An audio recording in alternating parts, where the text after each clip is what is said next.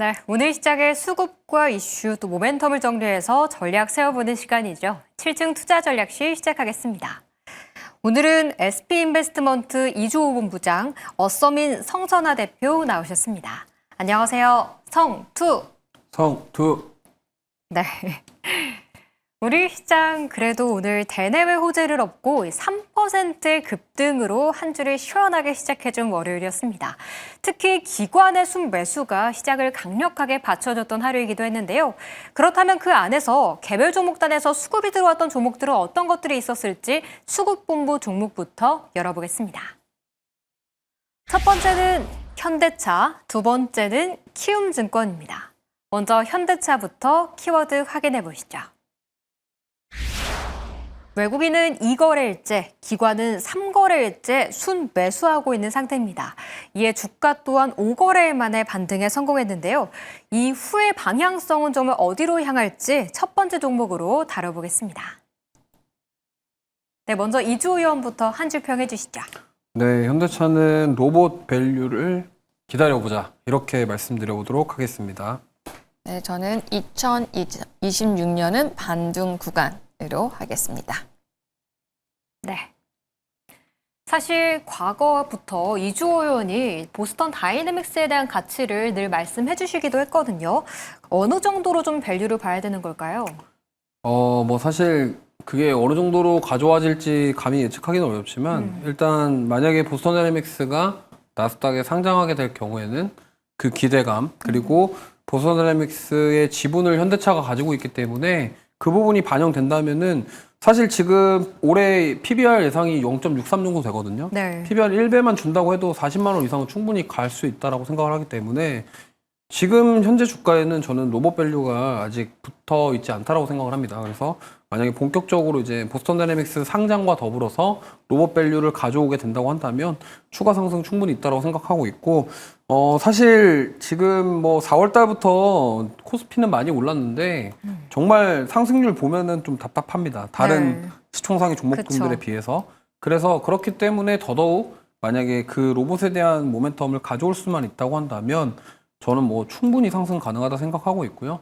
다른 종목군들에 비해서 너무 못 올랐기 때문에 가격적인 매력은 충분하다라고 생각합니다. 여러 가지 이유가 있었지만 현대차가 주가가 못 올랐던 가장 큰 이유는 관세에 대한 부분으로 인해서 영업이익률이 안 좋다라는 점이었습니다. 근데 그 부분이 어느 정도 이번에 해소가 됐고 이제 앞으로 그 부분이 조금씩 해소 나갈 수 있다라고 한다면 지금보다는 더 주가가 올라가지 않을까. 그래서 저는 이렇게 생각합니다. 지금 사실 연말이 다가오면서 이제 배당주 찾으시는 분도 있고 이제 조금 더 변동성이 너무 크니까 안전한 투자처를 찾자 이렇게 생각하시는 분도 있는데 현대차가 배당이 5%가 넘습니다. 그리고 대형주 중에서는 이 정도 배당 주는 회사가 거의 없고요. 네. 그리고 현대차 우선주는 배당이 7에서 8%가 됩니다. 그렇기 때문에 배당의 매력도 있다라는 점. 그래서 오늘 사실 금융이랑 지주사가 배당소득 분리과세에 대한 기대감이랑 이제 상법 개정안 이런 기대감 속에서 올라왔는데 현대차도 그의 영향을 받아서 올라왔다라고 생각하시면 좀 편하게 이해하실 수 있을 것 같고요. 그렇기 때문에 지금은 아직 정말 저는 이제 주가 상승이 더 남았다라고 생각을 해서 좀 지금 편안하게 그냥 모아가셔도 괜찮다 이렇게 생각을 하기 때문에 네. 좀 답답하시더라도 좀 인내심을 가지고 현대차 믿고 한번 끌고 가보시면 좋은 결과 있을 것 같다라는 말씀 드리겠습니다. 네. 근데 여기서 좀 하나 더 궁금한 게요, 이주호 의원님. 밸류에 로봇 프리미엄이 당연히 녹아있다라고 좀 얘기를 해주셨는데 사실 젠스낙 만났을 때 우리가 그걸 좀 기대를 했었잖아요. 네. 근데 30만 원 또 그 벽에서 다시 또 흘러내려가지고 그렇다면 젠스낙도 만났는데 어떤 이벤트나 어떤 촉매제가 나와야지 좀 반영이 될 수 있을지도 궁금해요.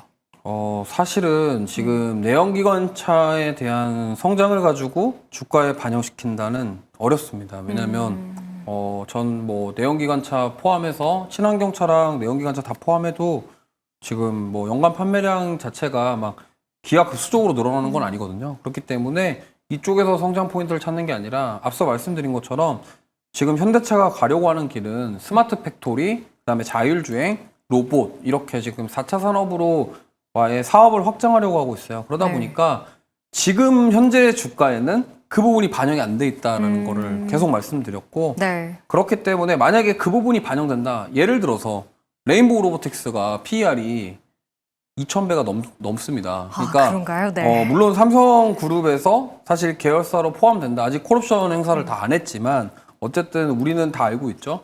삼성 로보틱스가 될 거라는 것을.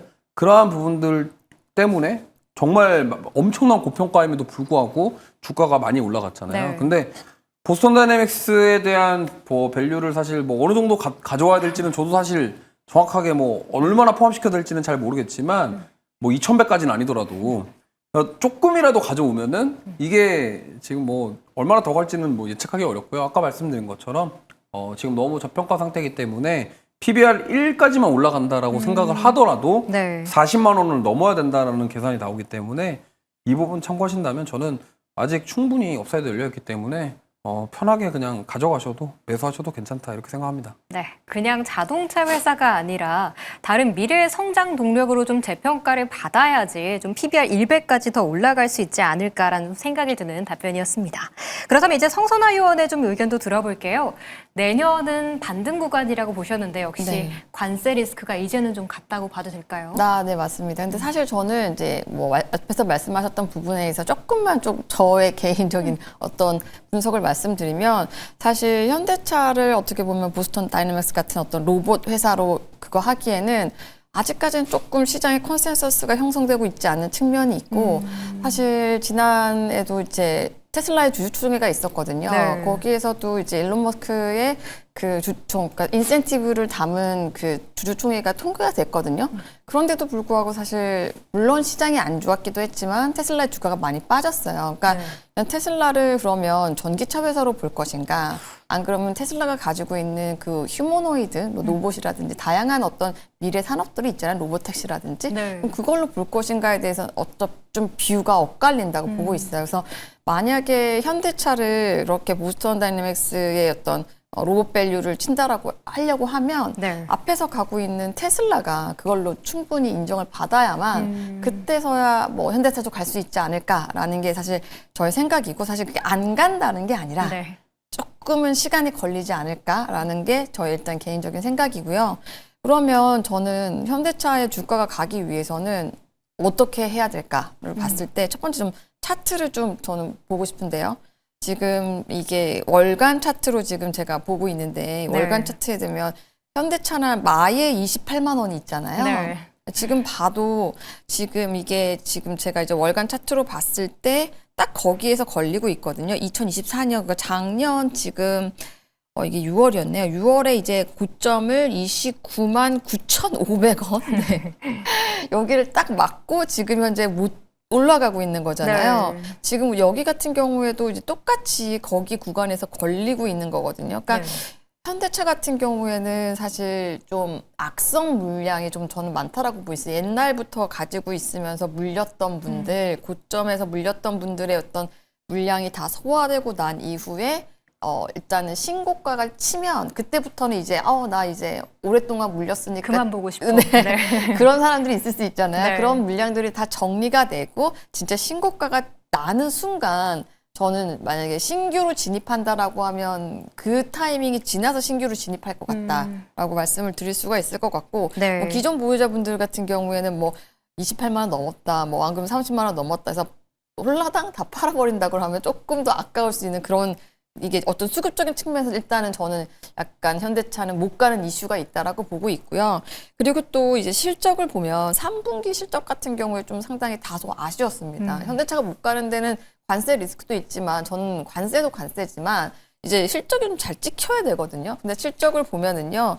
일단 매출이 46.7조였고 그다음에 영업이익이 2.5조였거든요. 그러니까 전년 대비 29%가 줄었습니다. 네. 그리고 사실 지금 현대차 관세 이슈 같은 경우에도 사실 이게 25%, 15%로 줄었다라고 볼 수 있지만 사실 그렇지는 않거든요. 왜냐하면 현대차는 원래 관세를 내지 않고 있었거든요. 네. 그러니까 우리가 이제 관세 협상이 정말로 현대차의 주가를 잡았을까라고 생각한다라고 하면 저는 그거는 아니라고 보거든요. 그냥 단기적인 어떻게 보면 노이즈였던 거고 어떻게 되나 빵 퍼센트는 아니거든요, 지금. 그러면 관세는 부과받는 거예요. 그럼 안 좋아진 거거든요.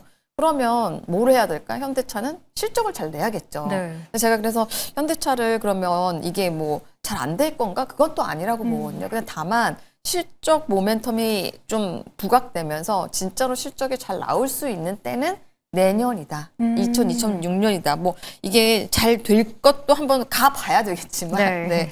또 뭐 사실 이게 현대차 같은 경우는 제가 느꼈을 때 뭐 CEO 인베스터 데이 같은 거 하는 얘기를 들어보면 상당히 보수적이거든요. 정말 테슬라와는 전혀 반대로 네, 우리는 뭐 잘 안 될 거다 같은 부정적인 얘기들도 사실 하거든요. 저는 뭐 그게 나쁘진 않다고 생각해요. 보수적으로 얘기하는 게. 근데 이제 현대차가 잘 되려고 하면 뭐 지금 하이브리드가 좀 더 팔려야 되는 거고 그리고 뭐 지금 제네시스 신차 같은 경우는 더 많이 팔려야 되는 거거든요.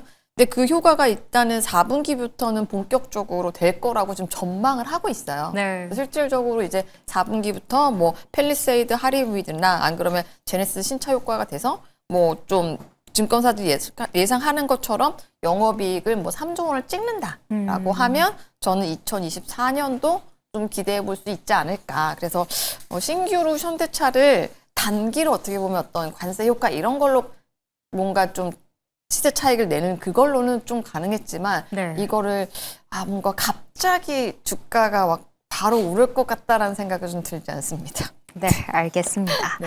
아까 좀 로봇 밸류에 대해서는 성선아 요원 같은 경우에는 오히려 테슬라가 로봇 밸류로 움직여야 현대차도 좀 따라서 갈 수 있다라는 좀 의견을 주셨고요. 현대차 같은 경우에는 뭐 관세라는 노이즈도 있기는 했지만 이제는 확실히 실적으로 보여줘야 주가도 좀 올라갈 수 있다는 의견을 주셨네요. 가격 전략에서는요, 신규 진입 같은 경우에는 좀 29만 8천 원, 28만 원대 좀 매물대를 소화한 후에 진입하는 게 좋겠다는 전략까지 들어봤습니다.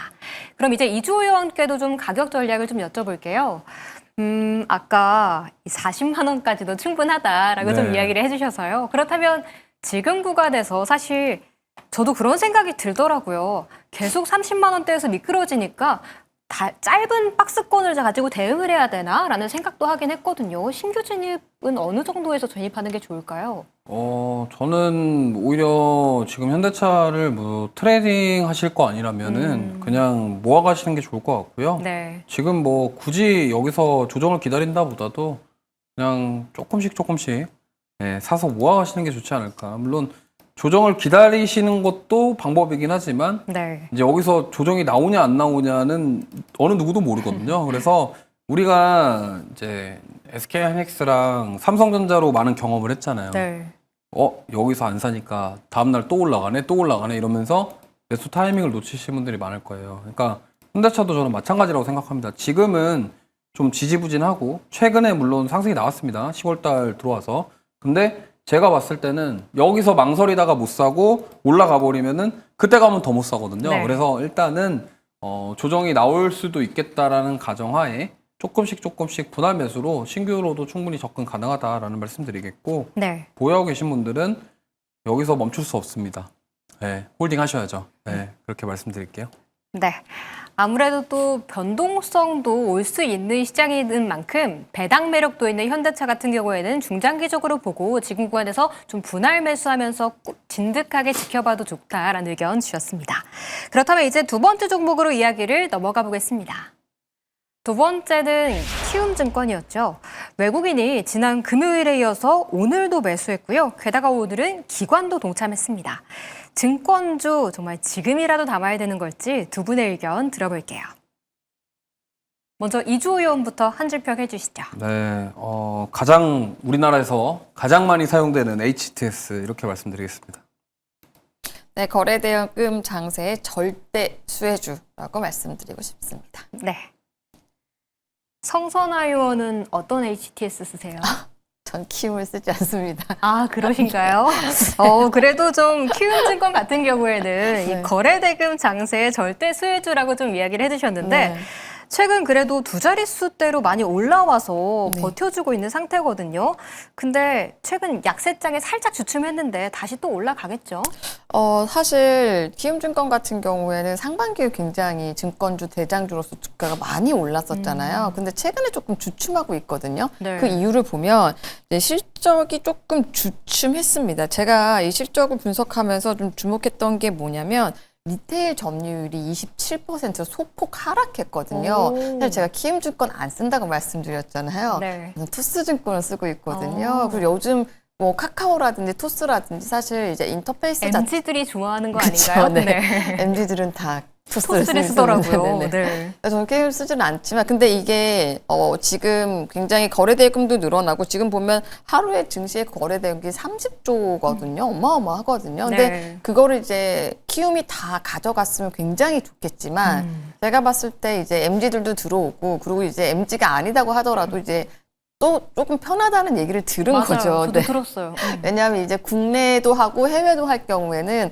같은 화면에서 국장과 해외장을, 위장을 다 같이 볼 수 있거든요. 그러다 보니까 굉장히 편리하거든요. 그래서 제가 봤을 때 그러면 지금 키움증권이 지금 왜 이렇게 주춤하냐라고 봤을 때 실적이 문제는 아니고요. 실적은 일단 뭐 이번에 지배주주 순이익 같은 경우에도 3,219억 원이고 전년 대비 52%가 증가하면서 정말 2분기 연속으로 최대 실적을 기록을 했습니다. 그러니까 실적 네. 자체는 잘 나왔는데 그거를 세부적으로 좀 분석을 해봤을 때 리테일 점유율이 조금 하락했다. 그리고 또 하나 이유를 보면 이제 신용 공여 한도라고 있거든요. 네. 그러니까 신용을 가지고 증권사들이 빌려주는 거 있잖아요. 요즘에 사실 신용도 미수도 많이 쓰잖아요. 근데 그 한도가 풀로 찬 거죠. 그러니까 더 이상 빌려줄 수가 없게 된 거죠. 네. 그래서 지금 키움증권이 뭘 하고 있냐면 자회사를 통해서 이제 배당을 통해서 이제 신용 한도를 늘리려고 하고 있습니다. 이제 그게 늘어나면 조금 더 수익성이 늘어나게 좋아지겠죠. 늘어지는 네. 거죠. 그리고 사실 키움증권은 그럼에도 불구하고 저는 이제 증권주 대장으로 4분기에는 다시 치고 올라갈 수 있다라고 보는 가장 큰 이유가 이제 미국 주식을 이제 주간에 거래를 하는 서비스를 이제 국내 증권사들이 다시 재개를 하고 있거든요. 저 같은 경우에도 해외 주식을 많이 하다 보니까 굉장히 많이 하고 있는데 지금 뭐 애프터는 당연히 하겠지만 그 미국 같은 경우엔 데이마켓이라고 있거든요. 그 네. 데이마켓 거래를 우리나라에서는 잘 못했었는데 이제 11월 초부터 이제 데이마켓 거래를 할 수 있게 된다라고 하면 일단 우리나라 증권사들이 수수료 수익이 늘어날 수 있고 이제 키움증권 같은 경우에는 일단 해외 주식들도 굉장히 많이 하고 있는데 어떤 거를 했냐면 미국의 현지 브로커와 이제 시스템을 연동을 해서 가장 빠르게 미국 주식 주간 거래를 할 수 있도록 만들었습니다. 그러니까 데이타임 트레이딩이라는 거를 서비스를 가능하게 만들었거든요. 그렇게 되면 뭐 지금 현재 해외 주식 거래 비중 1위거든요. 키움 같은 경우에 오. 수수료 수익을 좀 기대할 수가 있습니다. 근데 네. 이 해외 주식 같은 경우는 수수료 잘 알아보고 해야지. 저도 맨 처음에 다른 증권사에서 좀 했었거든요. 수수료가 굉장히 비싸더라고요. 네. 그래서 갈아탔습니다. 그래서 키움 같은 경우에는 이제 이렇게 데이 트레이딩이 가능해지면 수수료 수익이 늘어날 것 같다. 그러면 이제 3분기 실적도 좀 견조하지 않을까.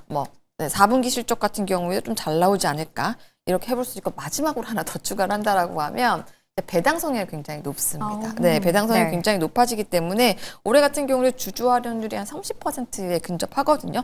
배당 수익률도 4%, 5% 정도 되기 때문에 배당 확대 가능성이 있다는 점도 굉장히 매력적이다 이렇게 말씀드리고 싶습니다. 네. 키움증권 같은 경우에는 데이타임 트레이딩이 굉장히 편리하게 되어 있기 때문에 4분기 해외 주식 관련 좀 비용이 더 늘어날 수 있다, 수익이 더 늘어날 수 있다라는 좀 이야기를 해주셨네요. 그럼 이제 이주호 의원과도 좀 이야기를 해볼게요. 키움 쓰시나 봐요? 저도 원래 안 쓰는데 네. 요즘에 쓰고 있어요. 왜냐면 이게 영웅문 S 샵이라고 해가지고 어플이 바뀌었거든요. 네. 그러니까 업데이트가 되면서 기능이 굉장히 많아졌습니다. 그러니까 옛날에 특히나 PC로 하시는 분들은 뭐 대부분 다 영웅문 쓰실 건데 이제 모바일 같은 경우는 불편해가지고 많은 분들이 안 썼어요. 저도 그래서 이거 MTS 너무 불편해가지고 저는 KBS랑 같이 쓰거든요. 네. 근데 이제 지금 다시 이제 좀 보니까 업데이트가 되면서 기능들이 많아졌습니다. 예를 들면 장중에 뭐 수급 알림 같은 것도 좀 와요. 오더라고요. 예, 오고 그 다음에 AI가 또 뭐 시황도 해줍니다. 그러니까 이러한 것들이 많이 생겼어요. 팝업 시켜주는 그 알림 주는 기능이 많이 생겨가지고 생각보다 많이 편해졌네 이 생각이 좀 들어서 그래서 저는 오히려 뭐 지금 약간 주춤주춤하지만 이게 만약에 증시가 지금 계속적으로 거래 대금이 늘어나고 만약에 이렇게 된다 그러면 오히려 더 좋아질 것 같아요 앞으로 키움증권은. 그래서 제가 저번에도 뭐 은행이나 증권주는 본인이 사용하시는 거 고르시면 된다라고 하셨는데 네. 이게 이번에 업데이트가 되면서 모바일이랑 PC랑 연동되게 만들어놨어요. 예를 들면은 이거 제가 영업 사원 아닙니다. 그래서 예를 들어서 이제 PC 버전에서 관심 종목에다가 추가해놓은 종목이랑 그대로 모바일에 그대로 가져와서 떠요. 그러니까 이러한 것들이 좀 편하게 바뀌었기 때문에 저는 지금 다시 쓰는데 괜찮거든요. 그래서 지금 뭐 예를 들면은 오늘 뭐 배당소득 분리과세랑 상법 개정안 그런 수혜로 지주사랑 같이 움직였는데 지금 뭐 자사주 보유를 많이 하고 있는 뭐 신영증권이나 부국증권 이런 거 투자하시는 것보다도 네. 오히려 그냥 차라리 그냥 증권주 투자하실 거면은 키움증권이 낫지 않겠나 이런 생각입니다. 왜냐면 많이 써야지 그래야지 실적이 좋아지거든요. 네. 그렇기 때문에 그런 측면에서 봤을 때 지금 뭐 마케팅 활동이랑 이런 것들도 열심히 하고 있다라는 측면에서 앞으로는 좀 좋아지지 않을까 그런 관점에서 저는 키움증권 긍정적으로 생각하고 있습니다. 네, 정책 관련 뭐 이벤트를 기대하면서 뭐 자사주 비중이 높은 종목을 좀 선택하기보다는 그래도 리테일 쪽에서 좀 강자인 키움증권이나 본인이 쓰시는 증권사를 좀 선택하는 게 좋다라는 이주호 의원의 의견도 들어봤는데요. 그렇다면 이제 가격 전략도 좀 여쭤볼게요. 사실 최근에 좀 내렸을 때는 손이 안 나가다가 또 올라가니까 보게 되긴 하거든요.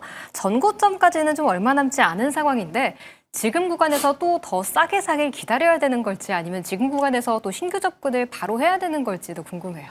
저는 그냥 신규 접근하셔도 될 것 같아요. 지금 올해 연말까지는 일단은 지금 국내 증시가 계속 좋은 흐름을 보여줄 것 같고요. 그렇기 때문에 지금 가장 핵심은 이겁니다. 상법 개정안이라던가 이런 주주환원 이런 것들에 대해서 지금 계속 부각될 가능성이 높아요. 그렇기 네. 때문에 당분간 이런 거래대금도 많이 늘어났고 지금 국내 증시가 계속 좋은 흐름이 나온다 그러면 상승세를 계속 이어갈 가능성이 높다고 생각합니다. 그래서 보유하고 계신 분들은 홀딩하시면 될 것 같고 신규 매수하실 분들은 물린다라는 생각을 하지 마시고 아까 현대차랑 결이 좀 비슷하거든요. 네. 그냥 지금 좀 들어가셔서 분할 매수 관점으로 신규 접근하셔도 괜찮을 것 같고 오히려 그때 가서 조정 나왔을 때 약간 더 산다라는 느낌으로 대응하시는 게 좋을 것 같고 지금 만약에 그 3차 상법 개정안이 완전히 통과가 되고 시행이 되면은 금융주랑 지주사 랠리가 한 번 더 나올 가능성이 높다라고 생각을 해서 네. 이 점 참고하시면서 대응하시면 좋을 것 같습니다. 네,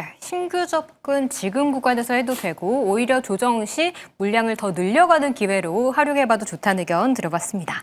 그럼 이제 성선화 요원의 가격 전략도 좀 궁금해요.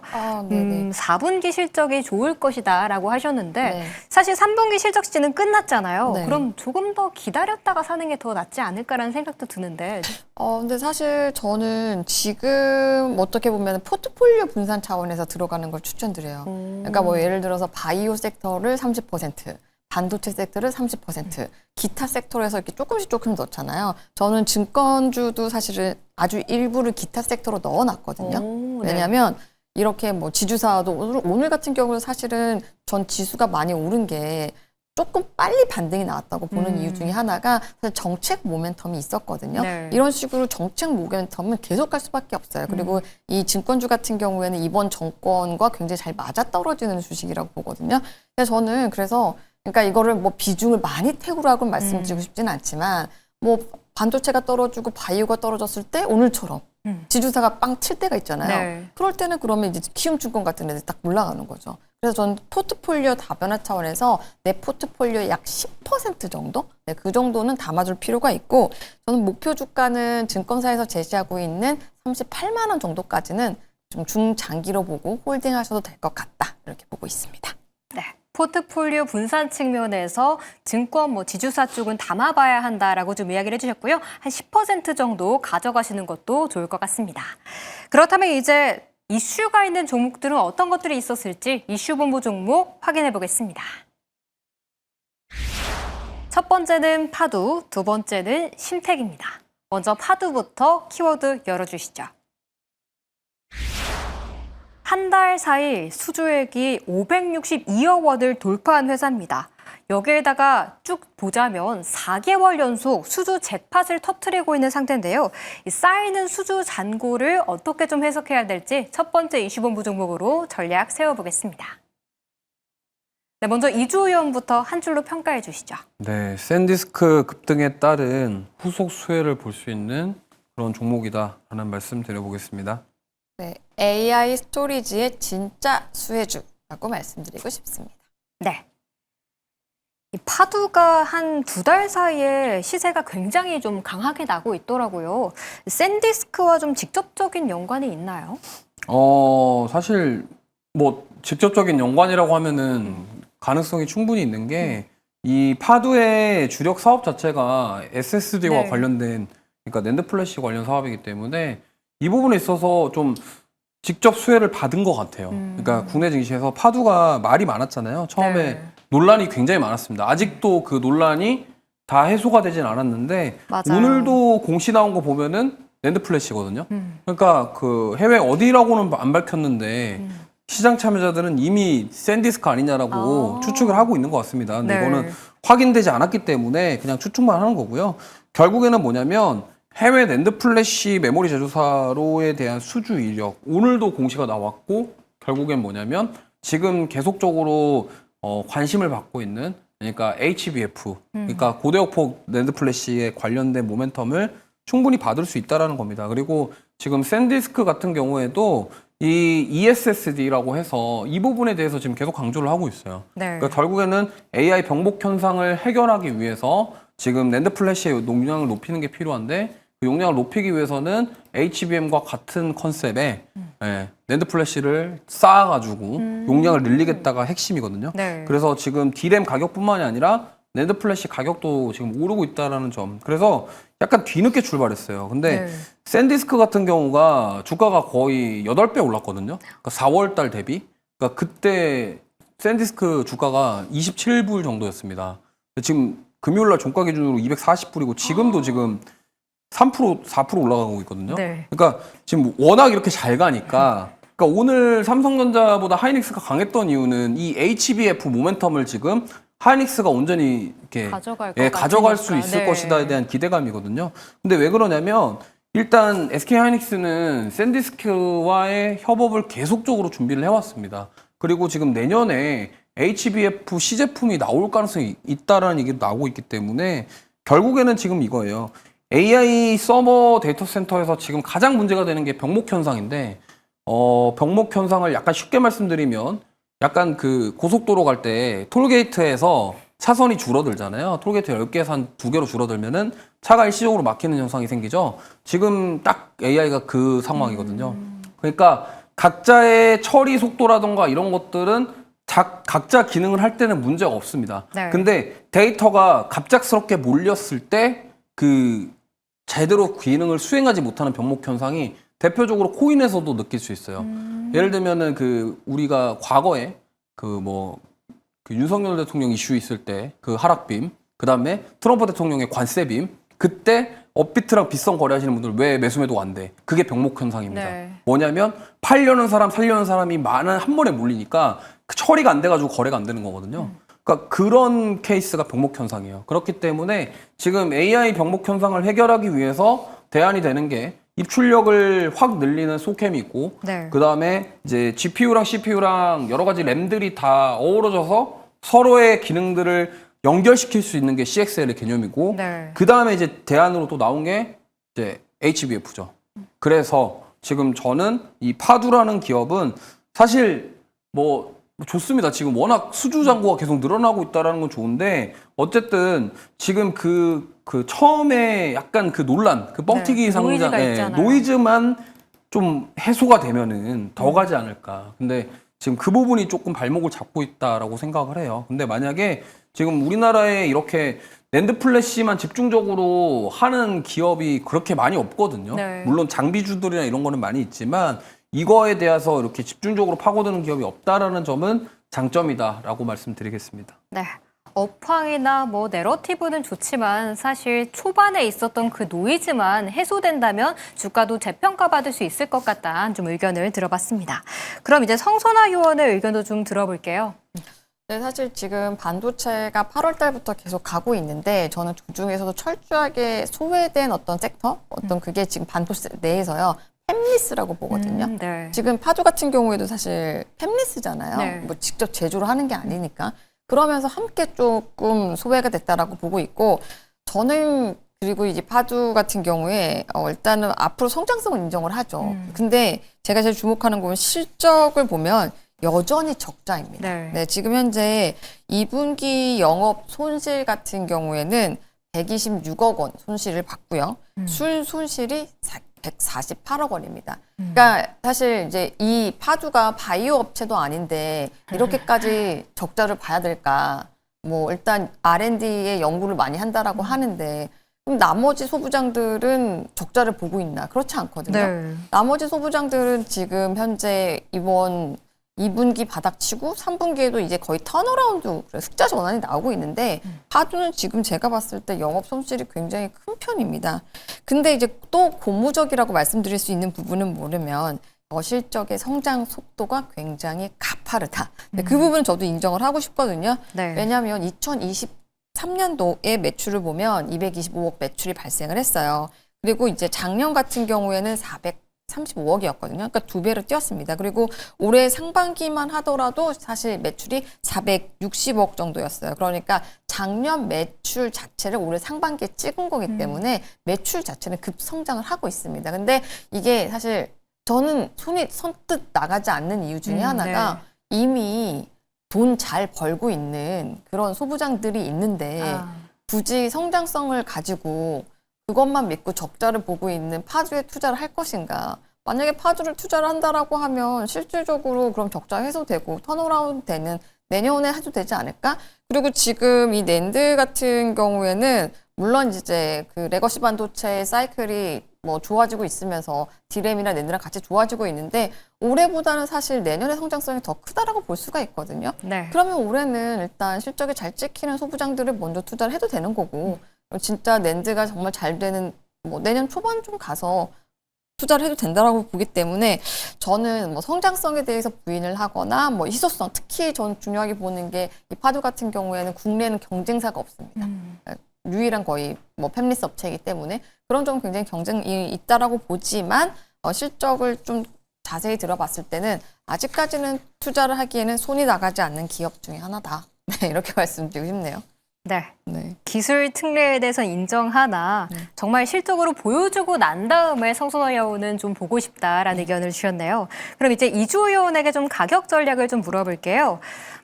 성장성에 대해서는 굉장히 높게 보셨는데 지금 구간에서 그러면 매수하신 분들은 더 어디까지 기다리는 게 좋을까요? 저는 좀 생각이 다른 게 지금 신규 매수해도 괜찮다라고 생각을 하고 있고요. 오, 네. 네, 보유하신 분들은 홀딩하셔도 좋다라고 생각합니다. 왜냐하면 지금 시장이 완벽하게 센티에 반응하거든요. 근데 이 센티를 지금 건들고 있어요. 샌디스크가. 그래서 우리 많은 사람들이, 많은 투자자분들이 샌디스크 하면은 그 빨간색 S자 붙어 있는 USB 아니면은 SD 카드로 생각을 많이 하실 텐데 네. 그 회사가 주가가 이렇게 올랐는데 네. 그러면 정말 이제 HBF가 병목 현상을 해결하기 위한 비장의 무기 아니냐. 그래서 뭐 소캠 관련주도 많이 갔고 CXL도 이슈 나올 때마다 많이 갔잖아요. 근데 사실은 지금 낸드플래시 관련주들은 이미 지금 오른 종목군들이 많아요. 근데 뭐 예를 들면 유진테크나 원익 IPS 같은 경우가 낸드플래시랑 관련이 있는 기업이에요. 뭐 TCK라던가 이런 기업들이. 근데 지금 이미 다 다 많이 올랐네요. 많이 네. 올라와 있어요. 원익 IPS는 지금 계속 신고가 구간이고 그러면 대표적으로 우리나라의 전공정 장비 중에서 낸드플래시 관련주로 불렸던 종목군들은 이미 많이 올라왔어요. 근데 그런 상황에서 지금 뭐 그들이 뭐 더 갈 수도 있겠지만 파두 같은 경우는 물론 실적 모멘텀은 뭐 거의 뭐 로봇주와 아니면 바이오랑 좀 흡사한 그런 느낌인데 우리나라에 이러한 팹리스 기업이 없다라는 점, 그 아까 SSD 말씀드렸는데 SSD 컨트롤러 관련돼 갖고 여기만큼의 수주를 지금 하고 있는 곳이 없다라는 점들을 감안해 보면 역시나 저도 성장의 높이 좀 평가를 주고 싶고요. 그래서 센티가 건드려지면은 이게 얼마나 더 갈지 모른다고 생각합니다. 그래서 저는 오히려 지금이라도 신규 매수하셔도 괜찮다라는 말씀 드리고 싶습니다. 네, SSD 컨트롤러 관련해서 독자적인 기술을 가지고 있고요. 최근 시장이 또 센티에 반응하는 시장이기 때문에 그 부분만 좀 반영이 된다면 파도도 조금 더 올라갈 수 있다는 의견 들어봤습니다. 그렇다면 이슈 본문 두 번째 종목으로 이야기를 넘어가 보겠습니다. 네, 두 번째는 심택이었죠. 오늘 아주 핫한 종목이었어요. 사실 3분기 영업이익 123억 원을 기록하면서 이는 전년 동기 대비 무려 2,328%나 급증한 수치였습니다. 그렇지만 이 시장의 반응은 정말 냉정했는데요. 이를 어떻게 해석해야 되는 걸지 두 분과 전략 세워보겠습니다. 먼저 이주호 의원부터 한 줄 평해 주시죠. 네, 쉬어가지만 여전히 모멘텀 충분이라는 말씀 드리겠습니다. 네, AI 기판 2026년부터 본 게임 시작 말씀드리고 싶습니다. 네. 역시 뭐 내년부터 본 게임 시작이다라고 좀 성선화 요원이 이야기를 해주셨는데요. 사실 이 기대치가 진짜 문제인 것 같아요. 네, 맞습니다. 전망치를 좀 하회했다는 부분에 시장이 이렇게까지 물량을 던질 일인가 싶기도 했거든요.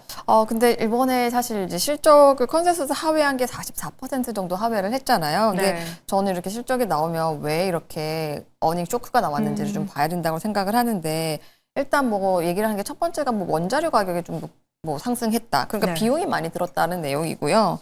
그리고 일단은 가장 큰 게 이제 저부가가치. 어떻게 보면 이제 이 PCB 기판도 두 가지 종류가 있는데 이제 고부가가치가 있고 저부가가치가 있거든요. 근데 이 심텍 같은 경우에는 두 개를 다 생산하는데 이번에는 고부가가치보다는 저부가가치가 오히려 더 많았다라는 거. 그게 그래서 이제 좀 제품 믹스라고 하는데 그 제품 믹스가 별로 좋지 않았다는 게 이유가 되고 제가 이번 실적을 보면서 조금 주목했던 부분이 뭐냐면 이제 일본의 자회사가 심텍 그래픽스라고 있습니다. 네. 여기가 적자가 굉장히 확대가 됐거든요.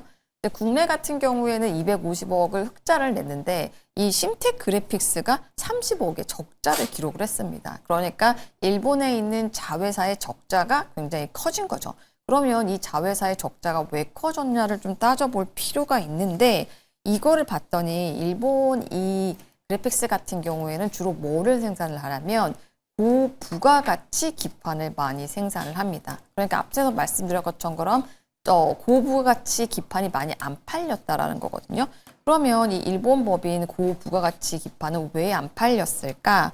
일단은 지금 가장 중요한 게 전환기에 있다라고 볼 수가 있는 거죠. 지금 DDR6에서 DDR7으로 넘어가는 이 전환기가 있거든요. 그러니까 전환기에 공백이 발생했다라고 볼 수가 있는 거죠. 그러니까 고객사들이 DDR7으로 세대 교체를 준비를 하면서 기존에 있었던 DDR6, 여기에 대한 수주가 줄었던 거죠. 그래서 이번에 있었던 어떤 일본 자회사의 이제 적자폭 확대 같은 경우에는 실질적인 수요가 줄었다라기보다는 세대가 교체되면서 나타난 어떤 일시적인 공백이었다라고 볼 수가 있고, 그러면서 또 일단은 생산 라인, 가동률도 좀 낮아졌다고 볼 수가 있습니다. 그래서 이번 3분기 어닝 쇼크 같은 경우에는 일단 일본 쪽에서 일단 고부가가치 기판이 많이 안 팔렸다. 근데 그게 왜 안 팔렸냐? 네. 그건 세대 교체가 일어나고 있기 때문이다. 이렇게 볼 수가 있다면 그러면 이 세대 교체가 언제 마무리가 될까라고 본다라고 하면 이제 4분기에는 이 세대 교체가 마무리가 된다라는 전망이 많거든요. 그래서 이번에 사실 지금 이 심텍 같은 경우에는 이렇게 굉장히 많이 어떻게 보면 오늘 투매가 나왔잖아요. 네. 이런 투매가 나오는 상황에서 갑자기 그냥 막 진입하라. 막 떨어지는 칼날을 바로 잡아라. 이렇게 얘기하기는 조금 힘듭니다. 근데 사실 오늘 또 보면 TLB 같은 경우에는 또 그렇게 영향을 많이 안 받았거든요. 네. 만약에 시장에서 AI 기판 관련 그 전방 산업 자체에서 조금 안 좋게 본다, 부정적으로 본다라고 했으면 TLB도 거의 많이 빠졌을 텐데 심텍만 빠지고 오늘 TLB 같은 경우는 거의 주가가 상승 마감을 했거든요. 그러니까 전방 산업 자체에 대해서 굉장히 부정적인 어떤 전망이 나오는 건 아니기 때문에 그래도 나쁘지는 않지만 이거를 바로 잡을 수는 없겠지만 저는 딱 봤을 때 반등은 충분히 가능하다. 저가 매수 기회로 잡아볼 만하다. 노려볼 만하다. 이렇게 보고 있습니다. 네, 이번 실적 미스는 9모델, 10모델 교체 사이 주기가 발생하면서 좀 낮다라고 좀 이야기를 해주셨고요. 그렇지만 떨어지는 칼날을 지금 잡기에는 조금 부담스럽다는 전략까지 들어봤습니다. 그럼 이제 이주호 의원과도 이야기를 해볼게요. 사실 이번에 실적 미스도 문제이긴 했지만 이 오버할 우려까지도 좀 점화된 게 아닌가 싶기도 하거든요.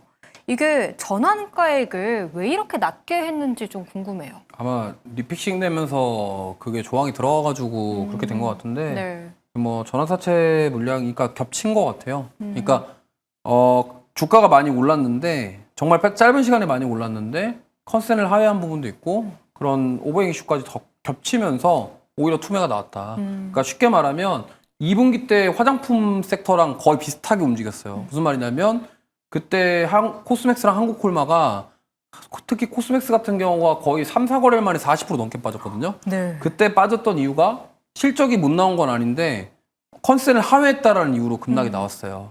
근데 이거는 사실 그러니까 약간 이것도 센티 부분인 것 같아요. 그러니까 고점에 대한 부담감이 있는 상황에서 갑자기 우려스러운 소식들이 막 한 번에 몰리니까 이게 투매로 작용된 거고 APR이랑 비슷한 결이라고 보시면 될 것 같아요. 그러니까 APR은 사실 뭐 완전히 어닝 서프라이즈가 나왔죠. 네. 근데 실적이 그렇게 잘 나왔는데 지금 계속 빠지고 있죠. 그러니까 기대했던 것만큼 그럼 앞으로 더 잘 갈까? 이런 느낌이거든요. 근데 뭐 APR이랑 이거를 엮어서 설명할 수는 없지만 결이 좀 비슷하다라는 말씀을 드리고 싶어요. 왜냐면 아까 말씀하신 것처럼 이 기판주들의 뭔가 섹터 전반적으로 문제가 있으면 다 빠졌어야 돼요. 네. 근데 대덕전자는 신고가, TLB는 잘 버티고 그 다음에 뭐 이스페타시스 오늘 11% 올랐죠. 네. 그러니까 기판주들이 다 올랐단 말이에요. 근데 왜 얘만 이렇게 빠졌을까? 그 오버행 이슈랑 이런 것들이 걸린 거고 사실 그 리픽싱과 관련된 부분들은 네. 워낙 주가가 많이 빠졌었기 때문에 그 보통 전환사채 과거에 발행했던 거를 주가가 빠지면 채권자를 위해서 리픽싱을 해주는 조항이 있어요. 그러니까 그 리픽싱 때문에 그렇게 된 거지.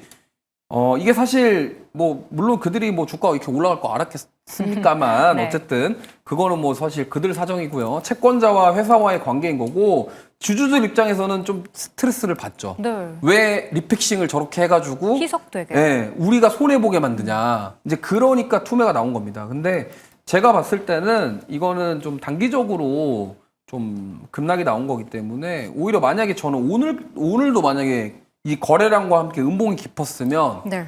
저는 살짝 보수적인 의견 드렸을 건데 오늘 그래도 밑꼬리 달고 말아 올렸죠. 네. 그래서 저는 오히려 긍정적으로 보고 있습니다. 그래서 신규 매수도 지금은 떨어지는 칼날 자리지만 트라이 한번 해볼 수 있을 것 같다라는 말씀드리겠고 보유하고 계신 분들은 홀딩 하셨으면 좋겠습니다. 네. 오늘 이렇게 좀 급락이 나왔음에도 보유하고 계신 분들은 조금 더 기다려 봐야 하는 자리이고 오히려 지금 구간이 좀 그래도 좀 불안할 수 있겠지만 저점 매수 기회로 좀 활용해 볼 만하다라는 의견을 들어봤습니다. 그럼 여기서 성선아 의원께 하나 더 좀 여쭤볼게요. 심택 같은 경우에는 뭐 떨어지는 칼날을 잡기에는 조금은 부담스럽다라고 하셨는데 사실 뭐 오늘 TLB도 잘 버텼다고 말씀해 주셨고 뭐 코리아 서킷 같은 종목도 바닥권에서 올라오고 있는 상태잖아요. 기판 내에서 고른다면 다른 종목 중에 하나 좀 더 매력이 보이는 종목은 뭐가 있을까요? 전 상대적으로 TLB가 저평가돼 있다고 보거든요. 오. 물론 이제 같이 가긴 하는데 이 상품 구조가 다르거든요. 네. 신텍 같은 경우에는 이 어떻게 보면 고부가가치의 어떤 기판도 만들지만 저부가가치도 만들거든요. 그 두 개를 하고 있는데 네. TRB 같은 경우에는 사실 고부가가치 특판에 특화가 되어 있거든요. 그래서 오히려 이제 앞으로 더 실적이 더 개선될 수 있는 거는 저는 TLB 쪽이라고 보고 있습니다. 네, 알겠습니다. 오히려 고부가 가치 제품을 만들고 있는 TLB 쪽으로 좀 관심을 둬도 좋겠다는 전략까지 들어봤습니다. 그렇다면 이제 또 향후에 모멘텀이 살아있는 종목들은 어떤 것들이 있을지 모멘텀 부무 종목 확인해 보겠습니다. 첫 번째는 SK, 두 번째는 실리콘투입니다. 먼저 SK부터 내용 확인해 볼게요. 반도체 AI 중심의 사업 전환과 또 재무 구조가 개선될 것이란 기대감을 받으면서 오늘 주가 강세를 보였습니다. 정말 이 리밸런싱 모멘텀 어느 정도로 봐도 되는 걸지 첫 번째 종목으로 전략 세워볼게요. 네, 이주호 의원부터 SK에 대한 한 줄 평 해주시죠. 네, 리밸런싱과 자사주 소각에 대한 기대감 이렇게 말씀드리겠습니다. 네, 리밸런싱 완료, 저평가 해소의 시작 이렇게 말씀드리겠습니다. 네. 사실 요즘 지주사 너무 많이 오른 게 많아서 뭐 두산, 한화 대비 좀 SK는 저평가되어 있는 것 같기도 하거든요. 이주호 의원은 어떻게 보세요? 네, 뭐 SK 하이닉스 생각하면은 더 올라야 되지 않을까 이렇게 생각을 하고 있고요.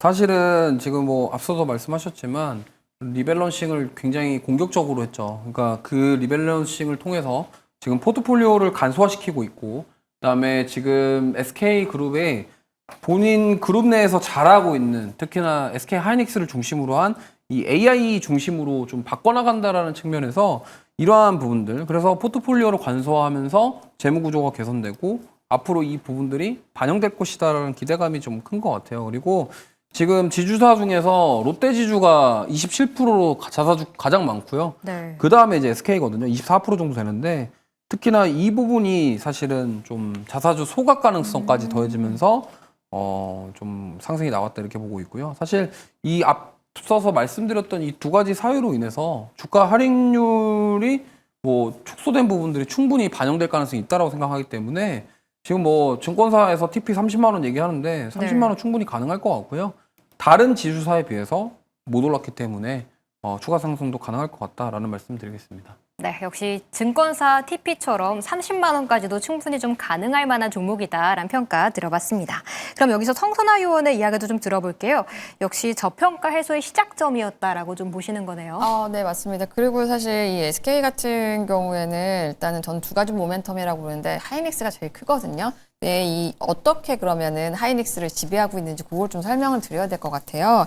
일단 하이닉스를 SK가 직접 들고 있는 구조는 절대 아닙니다. 네. 일단 자회사는 SK 스퀘어가 있거든요. 네. 그러니까 SK 스퀘어를 통해서 간접적으로 포유를 하고 있는데 일단은 이제 SK가 SK 스퀘어 지분을 30%를 가지고 있거든요.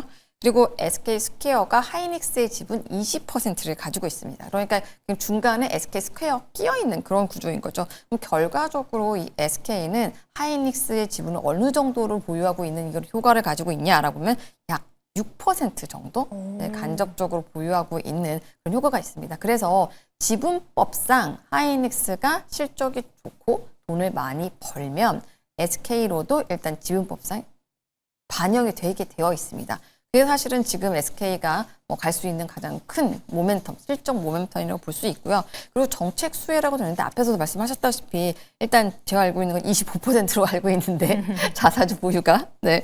그래서 일단 자사주를 그러면 많이 들고 있다라는 게 왜 주주 친화 정책이고 주주한테 더 좋은 거냐? 그걸 좀 설명을 드리면 우리 주식, 우리 회사가 내 주식을 많이 가지고 있다라는 거는 유통 물량이 그만큼 적다라는 거거든요. 네. 그리고 만약에 들고 있는 그 자사주를 소각한다라고 하면 또 밸류가 올라갈 수가 있는 거예요. 그래서 지금 법적으로 뭐 자사주를 의무적으로 소각하게 한다라고 하면 또 SK 밸류가 높아질 수 있습니다. 그러니까 우리나라에서 지금 가장 문제가 자사주를 들고 있는데 소각을 하지 않는다라는 거거든요. 근데 그거를 소각을 해야지 사실상 의미가 있는 건데 지금 안 하고 있는 이런 문화가 있는데 만약 그게 정책적으로 통과가 된다라고 하면 이렇게 SK처럼 자사주를 25%나 들고 있는 그런 기업들 같은 경우에는 사실 더 큰 매력적인 포인트가 될 수가 있고 리레이팅도 가능하다라고 보고 있습니다. 네, 자사주 비중 25%나 가지고 있기 때문에 소각 관련 정책이 나올 때 좀 더 부각받을 수 있다는 의견까지 들어봤습니다. 이제는 두 번째 모멘텀 후보 종목으로 이야기를 넘어가 보겠습니다. 두 번째는 실리콘트였죠. 3분기 영업이익 631억 원으로 이는 전년 동기 대비 48% 늘어난 호실적입니다. 오늘 두 자릿수에 좀 급등을 보였는데요. 지금 자리에서 더 기대할 모멘텀은 어떤 점들이 있을지 한번 찾아보겠습니다. 네, 먼저 이주호 의원부터 한 줄 평해 주시죠. 네, 3분기 호실적으로 본격 반등 가능성이라고 말씀드리겠습니다. 네. K뷰티 글로벌 확장 핵심 허브라고 말씀드리고 싶습니다. 네. 화장품주 같은 경우에는 정말 실적에 어느 장단에 좀 박수를 쳐야 될지 모르겠어요. 오늘도 보니까 코스맥스가 애프터마켓에서 실적 내고 하락하고 또 CNC 인터까지도 하락하고 있더라고요. 그래도 그 가운데 정말 실리콘투는 양봉을 뿜어낸 게 대단한 것 같거든요. 어떤 모멘텀이 있을까요? 네, 확실히 지난 분기하고 아까 일단 1분기 그리고 작년하고 화장품 섹터의 가장 명확한 차이는요. 사실 예전에는 화장품 섹터가 다 갔거든요. 순환매가 일어났었고 그냥 갔습니다. 근데 지금은 정말 냉정한 시장인 것 같아요.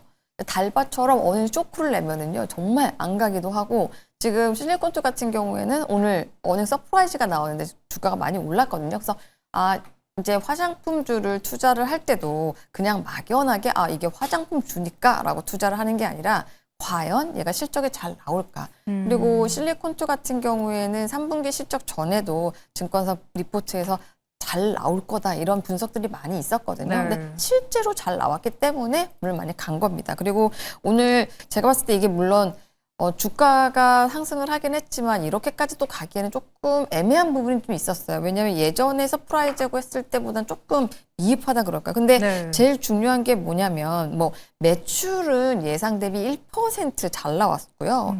순이익 같은 경우 약 10% 정도가 잘 나왔습니다. 근데 왜 이렇게 주가가 급등했냐라고 보면 영업이익은 5%인데 순이익이 10%였거든요. 이 얘기는 뭐냐면 진짜 돈을 잘 벌었다라는 거죠. 그러니까 비용 구조가 많이 개선됐다라는 거거든요. 그 부분이 굉장히 중요한 것 같고 여기 이제 어떻게 보면 서프라이즈 원인 중에서 꼽힐 수 있는 게 직매입 비중이 확대된 거거든요. 그러니까 예전에는 이 실리콘2가 단순 중개 업무 같은 걸 했었어요. 네. 근데 이거를 직접 사입을 해서 판매하면서 마진율이 2%에서 3% 높아진 거죠. 그러니까 이렇게 마진율이 높아지니까 그게 바로 순이익이 개선되는 그런 식으로 연결이 됐던 거거든요.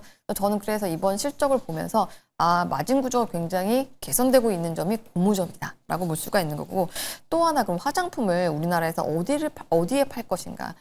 맨 처음에는 이제 미국에서 잘 파는 게 굉장히 중요했었는데 네. 지금 중요한 시장은 유럽 중국? 시장이에요. 아. 네, 중국 같은 경우는 아직까지는 조금. 네.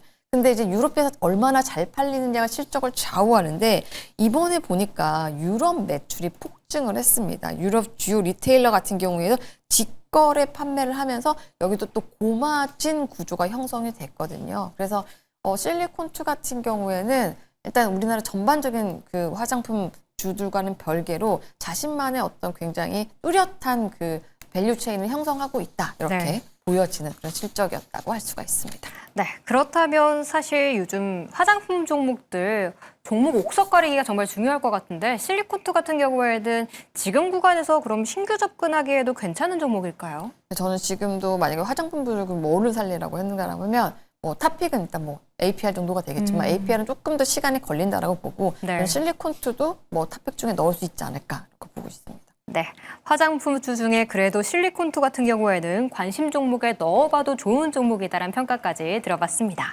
그럼 이제 종목 이야기로 또 이야기를 넘어가 볼게요. 먼저 이주호 의원이 11월 4일에 매수한 G2G 바이오 이야기를 할 건데요.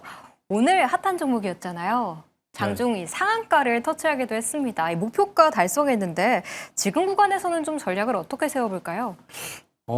저는 오늘 생각보다 거래량 그렇게 많이 안 나왔는데 갑자기 이렇게 올라가서 저도 아까 놀랐는데 네. 일단 좀 윗골이 달린 부분은 신고가를 터치하자마자 빠르게 차익 매물이 나왔습니다. 그래서 좀 이게 저는 매물 소화라고 생각을 하고 있고요. 지금 제약바이오 중에서 특히나 이런 약효 지속성 플랫폼 가진 기업들 특히나 지금 G2G바이오는 약간 알츠하이머 및 조현병 치료제 모멘텀도 있는데 이러한 것들까지 그리고 가장 중요한 거는 베링거 인게라임이랑 지금 이미 장기 지속형 주사제를 개발 모멘텀이 있는데 여기에 이제 기술 이전 기대감까지 붙어서 지금 네. 좋은 흐름 나오고 있고요. 사실 무상증자 권리락 이후에 정말 어제부터 좀 강하게 반등이 나와서 지난주 금요일부터 그래서 이 정도까지 올라갈 줄 몰랐는데 갑작스럽게 급등이 나왔습니다. 그래서 일단 보유하고 계신 분들은 조금 더 즐기셔도 될 것 같아요. 그리고 신규 접근은 살짝 이제 좀 부담스럽죠. 네. 그렇기 때문에 보유하고 계신 분들은 조금 더 보셔도 될 것 같습니다. 그래서 만약에 8만 원 완벽하게 안착하면 추가 시세 충분히 나올 가능성이 있다. 이렇게 보고 있습니다. 네,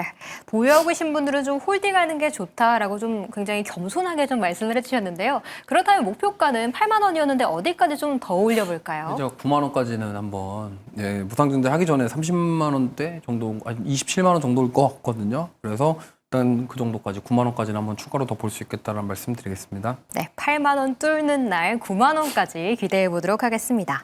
다음 성선아이온의 종목 이야기도 해볼게요. 지난주에 딱 처음 출연하시고 다음 날 바로 매수한 종목이 바로 목표가를 달성해 버렸어요. 네네. 에이프릴 바이오 같은 경우에는 지금은 살짝 좀 조정을 받고 있는데 네. 지금 구간에서는 어떡할까요? 사실 제가 이제 지난주에 에이프릴 바이오를 말씀을 드렸을 때 가장 여러 가지 모멘텀이 있었지만 그 중에 하나가 에보뮌의 나스닥 상장이었거든요. 근데 지금 차트를 보시면 정말 이게 딱 맞아 떨어지는 네. 게 뭐냐면 에이프릴 바이오가 일단은 지금 현재 고점을 형성한 게 11월 5일이거든요. 근데 에보뮌이 이제 나스닥에 상장한 게 11월 6일이에요. 상장을 딱 하고 났는데 세론이 나온 거죠. 이제 모멘텀이 이제 사라진 겁니다. 그러면서 이렇게 쭉 보면은 이제 볼린저 밴드 중간까지 내려왔거든요.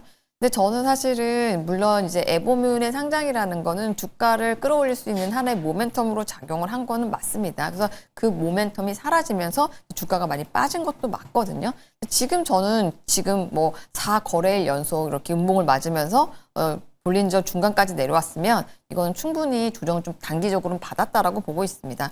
그래서 지금부터는 분할 매수로 접근해 볼 만하고, 물론 이게 뭐 전 저점까지도 뭐 조정이 나올 수는 있겠죠. 하지만 지금부터는 물림목 구간이라고 할 수가 있거든요. 그래서 네. 저는 뭐 물론 에보뮴 상장 어떤 모멘텀이 해소가 되긴 했지만 그렇다고 해서 얘가 가지고 있는 밸류가 사라진 건 아니거든요. 네. 그러니까 지금부터라도 조금씩 분할 매수로 물림목을 공략해 보실 수 있겠다, 이렇게 말씀드리고 싶습니다. 네, 알겠습니다.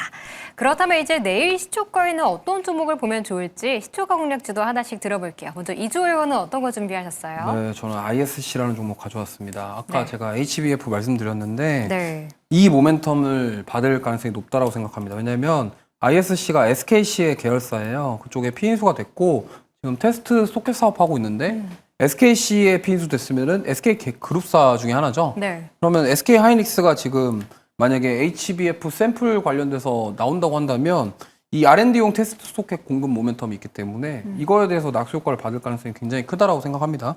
그래서 지금 HBF 모멘텀을 가지고 많이 안 오르는 주식 중에 하나가 바로 ISC라고 생각하고 있고요. 어쨌든 제품군이 늘어나면은 수율이나 이런 것들 때문에 테스트 소켓에 대한 수요가 늘어난다는 관점으로 접근하면은 저는 공략 가능하다 생각합니다. 목표가는 9만 원, 손절가는 7만 원 말씀드릴게요. 네. 아직 그래도 좀 덜 오른 가격의 매력이 있는 ISC고요. 목표가는 9만 원, 손절가는 7만 원 짚어주셨습니다. 그렇다면 이제 성선화 의원의 종목도 하나 들어볼게요. 네, 저는 원익 IPS를 반도체네요. 네, 좋습니다. 아까도 살짝 언급이 나오긴 했었는데 네. 좀 많이 올랐다고 말씀을 하셨어요. 근데 사실 제가 이제 시초가 공략주라고 해가지고 지난주에는 진짜 시초가에 공략할 주를 단기 모멘텀을 보고 가지고 나왔거든요. 근데 솔직히 말씀드리면 오늘 가지고 나온 제 원익 IPS 같은 경우에는 물론 내일 시초가 공략주이기도 하지만 조금 중장기로 볼만하다라고 말씀을 드리고 싶습니다. 일단 저는 사실 이런 종목 투자하는 걸 굉장히 좋아하거든요. 차트가 굉장히 추세 매매 좋아하시는 건가요? 꾸준히 우상향하는 거죠. 그러니까 네. 뭔가 차트가 이렇게 뭐 들쭉날쭉하면서 윗꼬리 달고 이런 것보다는 그냥 조금씩 꾸준히 오르는 종목들을 굉장히 좋아하는데, 지금 원익 IP가 차트를 한번 보시면 지금 일단은 볼린저 상단을 찍으면 쭉 올라가고 있는 이런 모습을 볼 수가 있어요. 그래서 네. 저는 이 원익 IPS 같은 경우에는 변동성이 크지 않고 꾸준히 올라갈 수 있다라고 볼 수가 있고, 그리고 그럼 원익 IPS가 지금 왜 가냐 보면 지금 오늘만 같은 경우에도 그 젠순왕이 또 TSMC 행사에 가서 이런 말을 했잖아요. 또 이제 부족하다, 아주 블랙엘이 강력하다, 이런 얘기를 했잖아요. 저는 이 어떤 AI 모멘텀 지속된다라고 가는데, 그러면 삼성전자, 하이닉스가 이렇게 올라갈 때 덜 오는 건 사실 소부장 갈 룸이 남아있다라고 네. 보고 있거든요.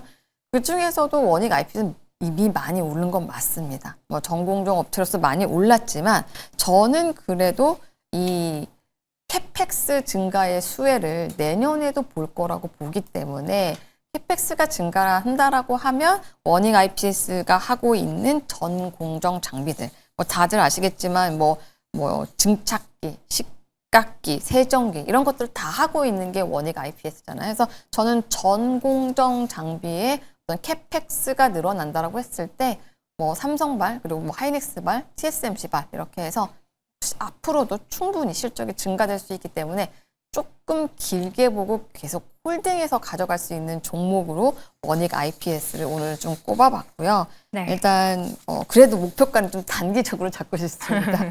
목표가는 지금 77,000원으로 잡고요. 손절가는 58,000원으로 하겠습니다. 네. 시초가 공략주이긴 하지만 중장기적 매력도 충분한 종목이다라고 이야기를 해주셨고요. 원익 IPS 같은 경우에는 목표가 77,000원, 손절가는 58,000원을 짚어주셨습니다. 네, 이렇게 오늘 두 분의 의원들과 오늘장 전략부터 내일장 전략까지 세워봤습니다. 두 분은 여기서 보내드릴게요. 오늘 말씀 감사합니다.